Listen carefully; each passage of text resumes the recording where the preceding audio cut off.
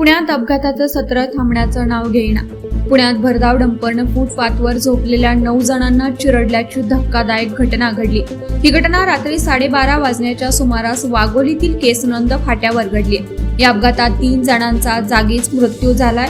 यामध्ये 2 बालकांचा समावेश आहे तर 6 जण जखमी झालेत। मिळालेल्या माहितीनुसार डंपर चालक मद्यधुंद अवस्थेत गाडी चालवत होता, त्यामुळे त्याने भरधाव डंपर फुटपाथवर चढून झोपलेल्या लोकांच्या अंगावर घातला आणि यातच 3 जणांचा जागीच मृत्यू झाला तर 3घांची प्रकृती चिंताजनक आहे।